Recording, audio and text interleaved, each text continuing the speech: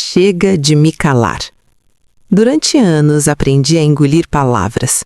Não porque eu não tivesse o que dizer, mas porque na minha família, silêncio sempre foi sinônimo de sobrevivência. Cada almoço, cada reunião, cada comentário disfarçado de conselho vinha acompanhado do mesmo recado: eu não era suficiente. Naquele dia, sentada à mesa, como tantas outras vezes, ouvi novamente que eu não tinha futuro. Disseram isso com naturalidade, como quem comenta o clima. Riram, concordaram entre si e esperaram, como sempre, que eu aceitasse calada. Mas algo dentro de mim já vinha mudando há muito tempo. Não foi raiva, não foi impulso, foi cansaço. Cansaço de ser a mulher que sustenta tudo em silêncio. Cansaço de carregar culpas que nunca foram minhas. Cansaço de ser tratada como um erro que envelheceu. Eles não perceberam, mas naquele almoço não era só comida que estava sendo servida. Ali, anos de humilhação estavam chegando ao limite. E quando finalmente decidi falar, não levantei a voz, não bati na mesa, não fiz escândalo. Eu apenas disse a verdade. E aquela verdade mudou tudo. Esta não é uma história sobre gritos ou vingança barulhenta. É sobre vingança silenciosa. Aquela que amadurece com o tempo. Aquela que chega quando ninguém espera. E tudo começou naquele almoço. Sempre houve um lugar reservado para mim na minha família. Não era a cabeceira da mesa, não era perto das conversas importantes, era um lugar invisível, aquele onde você está presente, mas ninguém realmente te vê. Eu tenho mais de 50 anos e por muito tempo acreditei que o respeito vinha com a idade. Acreditei que se eu fosse paciente, se eu fosse correta, se eu não criasse conflitos, um dia eles olhariam para mim com outros olhos. Mas a verdade é que naquela família eu sempre fui tratada como alguém que não deu certo. Desde jovem, fui a filha que não correspondia às expectativas. Não me casei com quem eles queriam, não segui a carreira que achavam digna, não dependi de marido nem pedi ajuda constante.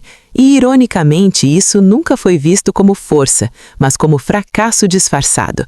Para eles, sucesso sempre teve um formato específico, e eu nunca coube nele. Nos almoços de domingo, eu era a que chegava com um prato simples, enquanto os outros exibiam conquistas, viagens, carros novos. Ninguém perguntava como eu estava de verdade.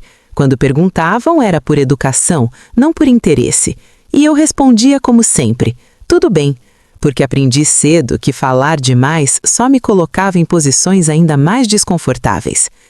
Minha irmã mais nova, ao contrário, sempre foi o orgulho da família. Tudo nela era celebrado, mesmo quando errava. Se eu errava, era prova de incapacidade. Se ela errava, era só uma fase. Cresci entendendo que naquele jogo silencioso eu nunca teria o mesmo direito ao erro nem ao recomeço. Com o tempo, virei a mulher forte, aquela que aguenta, aquela que não reclama, aquela que resolve sozinha. E ser forte naquele contexto significava uma coisa só: não dar trabalho emocional para ninguém. Passei anos ajudando quando pediam, cuidando quando adoeciam, ouvindo desabafos que nunca eram recíprocos. Eu era chamada quando alguém precisava, mas esquecida quando alguém celebrava. E mesmo assim eu ia, porque ainda existia em mim uma esperança silenciosa de pertencimento. O almoço daquele dia parecia apenas mais um. A mesa posta, os comentários de sempre, as comparações sutis, mas algo em mim estava diferente. Talvez fosse o acúmulo, talvez fosse a idade, talvez fosse o momento da vida em que a gente percebe que não tem mais tempo para viver diminuída. Quando começaram a falar sobre futuro, o futuro dos outros, alguém soltou a frase que atravessou o ar como uma sentença: ela já passou da idade, não tem muito o que esperar. Riram, concordaram, seguiram comendo, e ali pela primeira vez eu não senti vontade de chorar. Senti clareza. Porque naquele instante entendi algo que levou décadas para ficar nítido. Eu não precisava mais da aprovação deles para existir. Mas eles ainda não sabiam disso. Eu não aprendi a ficar calada já adulta. Aprendi ainda menina. Na minha casa, palavras tinham peso. Algumas eram permitidas, outras perigosas. Questionar era visto como desafio, discordar como ingratidão. Então, desde cedo, entendi que havia um jeito seguro de existir, observando, obedecendo, não ocupando espaço demais. Minha mãe costumava dizer que eu era sensível demais, não no sentido carinhoso da palavra, mas como um defeito. Sempre que eu demonstrava tristeza ou indignação, ela suspirava fundo, como se eu fosse um fardo emocional. Meu pai, mais direto, apenas ignorava. O silêncio dele doía mais do que qualquer grito. Lembro da primeira vez em que tentei me defender. Eu devia ter uns 12 anos. Minha irmã tinha quebrado algo importante em casa e a culpa caiu automaticamente sobre mim. Quando tentei explicar, meu pai levantou a mão, não para me bater, mas para me calar. Aquele gesto simples me ensinou tudo o que eu precisava saber. Naquela casa, minha versão não importava. A partir daí, fui ficando especialista em engolir palavras. Engolia injustiças, engolia comparações, engolia comentários que pareciam pequenos, mas se acumulavam como pedras no peito. Na adolescência, enquanto minha irmã era incentivada a sonhar alto, eu ouvia frases como "seja realista, não crie expectativas, nem todo mundo nasceu para vencer". Não diziam isso com crueldade explícita, diziam com um tom quase pedagógico, como se estivessem me fazendo um favor ao diminuir meus sonhos antes que o mundo o fizesse. Cresci acreditando que havia algo errado comigo, que eu era excessiva demais para uns, insuficiente demais para outros, e que talvez o melhor fosse não esperar muito da vida. Mesmo assim, segui em frente. Trabalhei cedo, aprendi a me virar sozinha, construí uma vida simples, mas honesta. Nunca pedi dinheiro, nunca fui um peso financeiro. Ainda assim, eu continuava sendo o problema invisível da família, aquela que não deu certo do jeito que eles imaginavam. Com o passar dos anos, o silêncio virou hábito, depois virou identidade. As pessoas passaram a me ver como a mulher tranquila, compreensiva, que não cria conflito. E eu alimentei essa imagem, porque ela me protegia. Era mais fácil ser vista como alguém sem ambição do que como alguém cansada de lutar por reconhecimento. Mas o silêncio cobra um preço. Ele se acumula no corpo, na postura, no jeito de falar mais baixo, no medo de incomodar. E mesmo quando virei adulta, mesmo quando minha idade já deveria ter me garantido algum respeito, continuei sendo tratada como aquela menina que precisava ouvir mais e falar menos.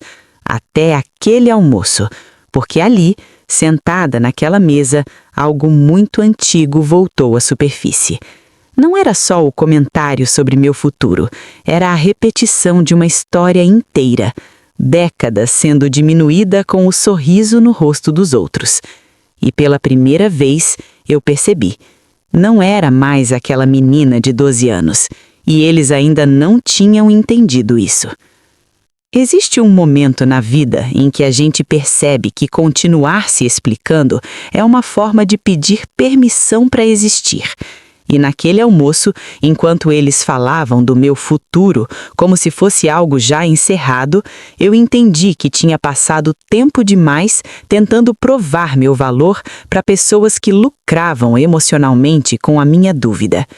Eu observei cada rosto à mesa. Minha irmã, segura demais para alguém que nunca caminhou sozinha. Minha mãe concordando em silêncio, como sempre fez. Meus tios repetindo opiniões prontas sem nunca terem vivido um dia da minha vida. Eles falavam sobre mim, não comigo, como se eu fosse um tema antigo, já resolvido. Foi ali que algo mudou definitivamente. Não foi raiva, foi desligamento. Enquanto eles comentavam, eu pensei em tudo o que nunca contei. Nos anos em que trabalhei dobrado para não depender de ninguém. Nos momentos em que ajudei financeiramente, mas fiz questão de não anunciar. nas decisões difíceis que tomei sozinha, enquanto eles acreditavam que eu apenas sobrevivia. Eles não sabiam da minha reserva financeira, não sabiam do imóvel quitado no meu nome, não sabiam que aquele emprego simples que tanto desprezavam tinha se transformado ao longo dos anos em algo sólido e estratégico. E o mais importante, eles não sabiam porque nunca acharam que valesse a pena perguntar. Naquele instante, percebi que minha maior vantagem sempre foi ter sido subestimada. Pessoas que não te veem não se preparam contra você. Não calculam seus passos, não antecipam suas decisões. Eu sempre fui o ponto cego daquela família. Quando o comentário sobre minha idade e meu futuro foi feito, eu apenas sorri. Não um sorriso educado, um sorriso interno, quase secreto. Porque pela primeira vez eu sabia exatamente para onde estava indo, e não era para provar nada a ninguém ali. Enquanto eles falavam de heranças, planos, posses e expectativas, eu pensava no que estava prestes a acontecer nos próximos meses. Pensava em documentos já assinados, em decisões tomadas em silêncio, em algo que afetaria diretamente aquela dinâmica familiar. Sem gritos, sem confronto, sem pedido de aprovação. Ali, naquele almoço, eu não disse nada ainda, mas foi o dia em que parei de me explicar para sempre. Eles continuaram me tratando como uma mulher sem futuro, e eu deixei, porque algumas verdades não precisam ser anunciadas, elas apenas se revelam no momento certo. Enquanto minha família discutia quem era promissor, quem tinha chegado lá e quem ainda merecia apostas, eu seguia vivendo fora do radar deles. E hoje entendo, aquilo que eles chamavam de vida sem ambição era na verdade a minha maior proteção. Eu nunca anunciei conquistas, nunca postei vitórias, nunca senti necessidade de mostrar que estava crescendo. Porque naquela família, sucesso não compartilhado virava motivo de disputa, inveja e controle. Então aprendi a prosperar em silêncio. O emprego que eles viam como pequeno sempre foi estável. Com o tempo, tornou-se estratégico. Fiz cursos sem contar a ninguém. Aceitei projetos que exigiam paciência, não glamour. Enquanto eles buscavam aplausos rápidos, eu buscava autonomia. E essa diferença de mentalidade mudaria tudo mais adiante. Também nunca contei que quando meu pai adoeceu anos antes, fui eu quem assumiu despesas que ninguém quis assumir. Não fiz questão de reconhecimento. Naquele momento, percebi que ajudar sem ser vista era mais seguro do que ajudar esperando gratidão. Gratidão não era o forte deles. Com o passar dos anos, comecei a investir. Pouco no início, depois com mais confiança. Nada grandioso, nada que chamasse atenção, apenas escolhas consistentes. Enquanto eles falavam em herança como algo distante, eu já estava criando a minha segurança. Eles também não sabiam que aquele imóvel simples onde eu morava não era alugado. Eu deixei que eles acreditassem nisso. Era mais confortável para eles me verem como alguém provisória, sempre a um passo de precisar de ajuda. A verdade é que aquela casa já era minha havia anos, quitada, silenciosa, firme. E o curioso é que ninguém nunca perguntou, ninguém nunca quis saber como eu realmente vivia. Preferiram sustentar a versão conveniente de mim. E assim, sem que percebessem, eu me tornei independente de tudo o que eles usavam para controlar uns aos outros.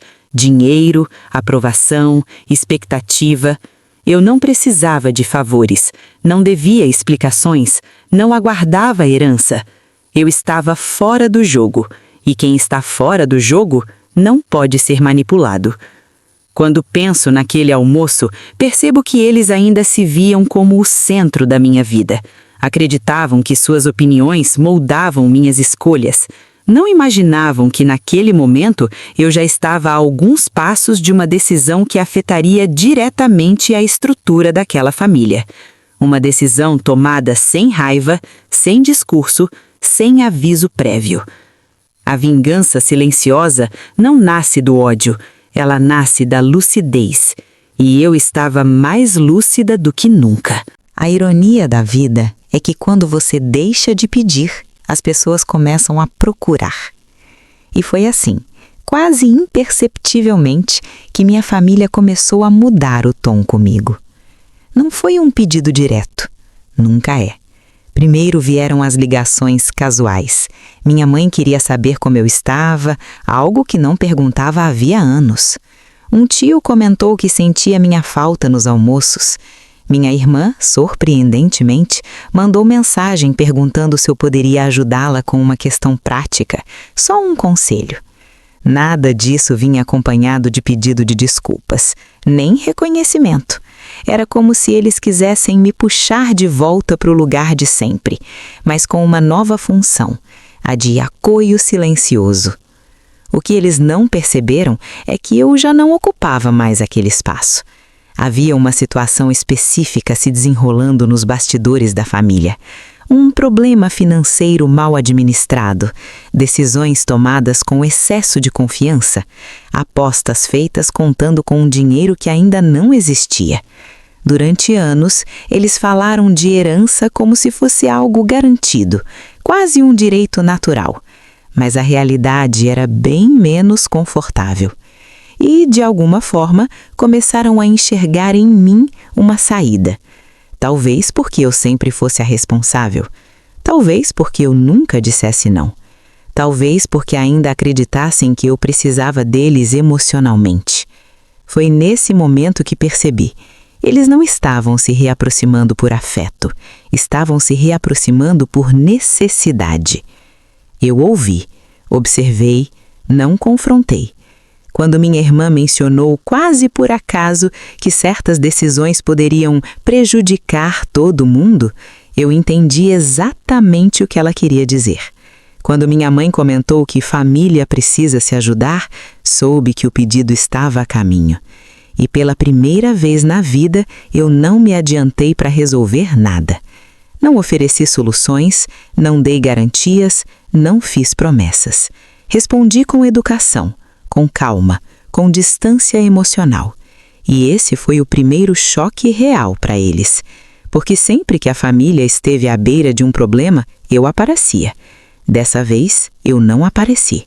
E no silêncio que se seguiu, eles começaram a sentir algo novo: insegurança. A mulher que eles julgavam sem futuro agora não estava disponível, não estava implorando aceitação, não estava correndo para ajudar. Eles ainda não sabiam, mas o equilíbrio de poder havia mudado. E quando uma família perde o controle sobre quem sempre controlou, o desconforto começa a aparecer. A vingança silenciosa também é isso, saber a hora exata de não agir. Existe um tipo específico de poder que ninguém percebe quando você o tem. É o poder de sempre estar disponível, de sempre resolver, de sempre amortecer quedas que não foram causadas por você. Por décadas, esse foi o meu papel. Quando algo dava errado na família, eu surgia naturalmente como solução. Não porque me pediam com humildade, mas porque esperavam. Eu era previsível, confiável, silenciosa e, principalmente, descartável depois que o problema se resolvia. Só que pela primeira vez eu não estava mais disposta a sustentar erros que não cometi. O problema financeiro que se desenrolava dentro da família começou a apertar. Decisões mal feitas começaram a cobrar juros. Conversas ficaram mais tensas, as ligações mais frequentes, e o tom, antes casual, passou a carregar uma urgência mal disfarçada. Minha irmã foi a primeira a se expor. Ela me ligou numa noite comum com aquela voz que misturava falsa tranquilidade e ansiedade real. Falou demais, explicou demais, justificou demais. Quando terminou, veio a frase que eu já esperava havia semanas.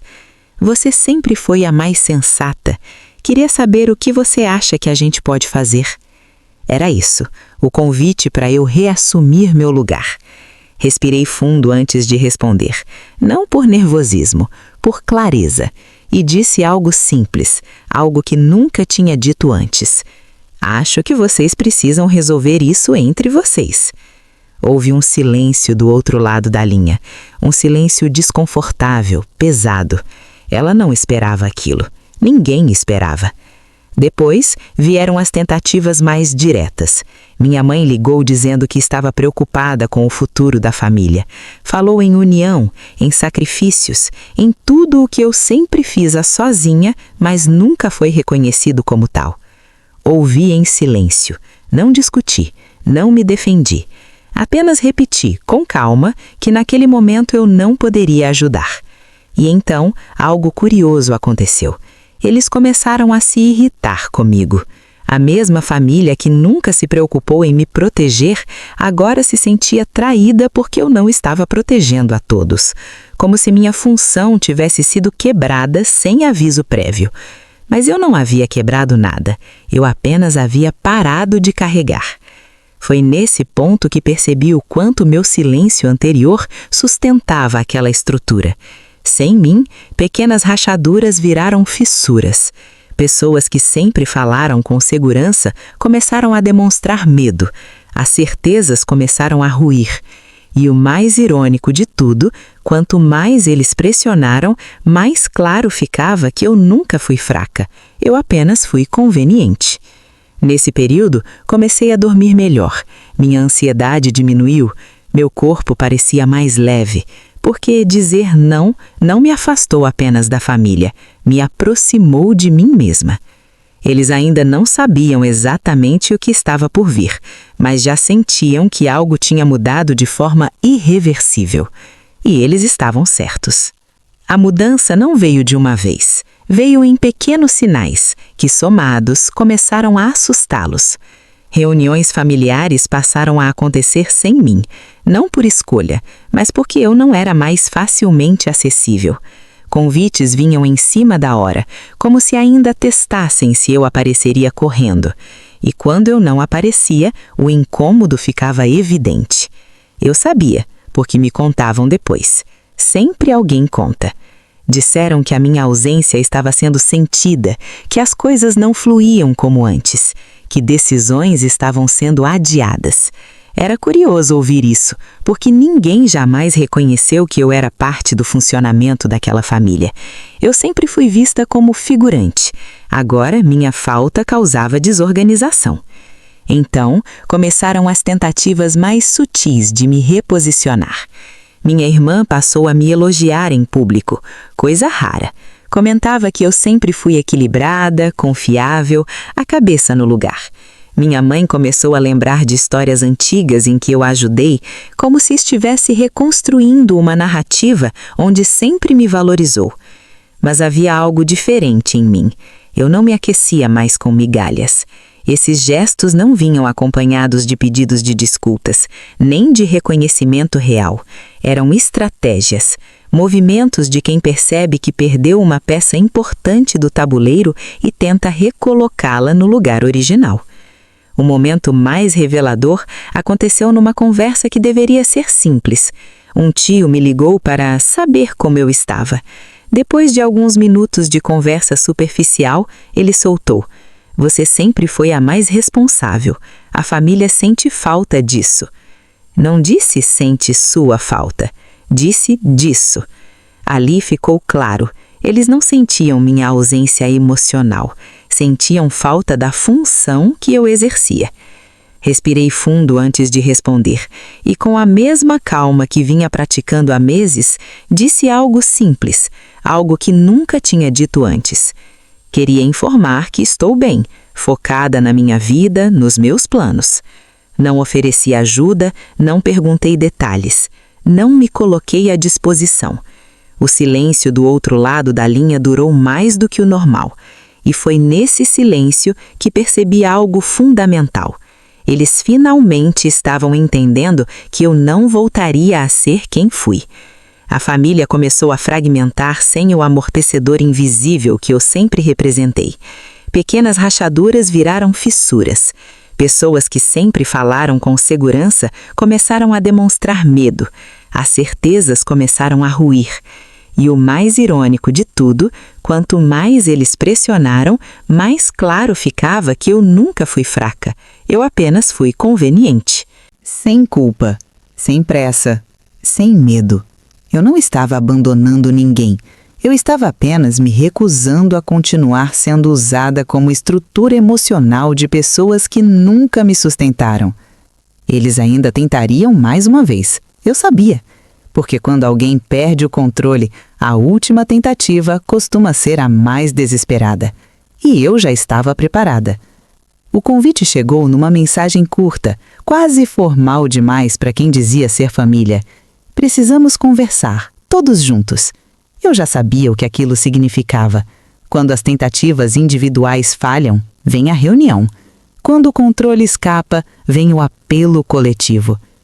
Aceitei ir, não por obrigação, mas porque eu estava pronta. Cheguei ao encontro com a tranquilidade de quem não precisa provar nada. Eles, ao contrário, estavam tensos. Sorrisos ensaiados, vozes mais doces do que o normal. Era quase possível sentir um medo por trás da cordialidade. Minha mãe começou falando sobre união, sobre como a família sempre superou tudo junta. Minha irmã concordava com a cabeça, como se aquelas palavras não tivessem sido usadas contra mim a vida inteira. Um dos tios falou em sacrifício, outro em futuro comum. E então veio a parte que realmente importava. Começaram a falar de decisões erradas, de perdas, de riscos, de algo que precisava ser resolvido rápido e que exigia alguém responsável, alguém de fora das confusões, alguém confiável. Eu. Eles não pediram ajuda diretamente, nunca fazem isso. Preferiram criar um cenário onde minha participação pareceria natural, quase obrigatória, como se eu devesse aquilo à família simplesmente por existir. Ouvi tudo em silêncio. Não interrompi, não discuti. Quando terminaram, todos olharam para mim ao mesmo tempo. Esperavam a resposta automática. A mulher que suspira fundo, pensa nos outros antes de si e diz: "Vamos dar um jeito." Mas aquela mulher não estava mais ali. Eu respirei fundo e disse algo que parecia simples, mas caiu como um peso na sala. Vocês estão falando de um problema que eu não criei e eu não vou assumir. Houve confusão imediata, tentativas de argumentação. Minha mãe disse que eu estava sendo dura, minha irmã falou que eu estava exagerando, um tio insinuou que eu estava guardando ressentimento. E foi ali que eu entendi. Eles não mudaram, só estavam assustados.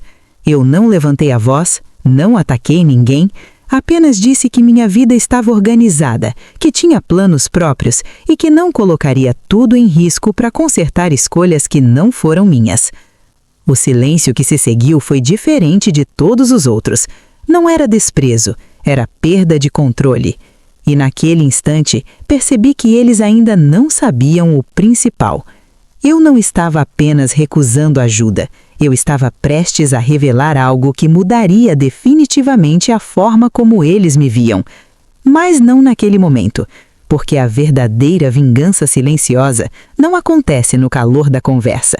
Ela acontece quando a verdade aparece sozinha, sem que você precise anunciá-la. E isso estava muito perto de acontecer. Naquele momento, a verdade apareceu sem que eu precisasse dizer nada. A revelação não aconteceu num jantar, não aconteceu numa discussão e muito menos saiu da minha boca. Ela aconteceu do jeito mais desconcertante possível, sozinha. Algumas semanas depois daquela reunião, comecei a receber ligações estranhas, não pedidos, não cobranças, perguntas cuidadosas demais, gente tentando confirmar informações sem parecer curiosa. Minha irmã foi a primeira a se expor. Ela me ligou perguntando, num tom casual demais para ser inocente, se eu ainda morava naquela casa simples. Respondi que sim. Ela fez um comentário vago sobre imóveis, mercado, valorização e desligou rápido demais. Dias depois, um primo comentou que tinha visto meu nome em um documento público. Disse isso como quem não dá importância, mas a voz tremia. Eu apenas confirmei. Não precisei explicar nada. O que eles descobriram sozinhos. Descobriram que a casa onde eu morava não era apenas minha, era parte de algo maior, que minhas decisões financeiras não tinham sido aleatórias, que eu não estava sobrevivendo como sempre imaginaram, eu estava consolidando.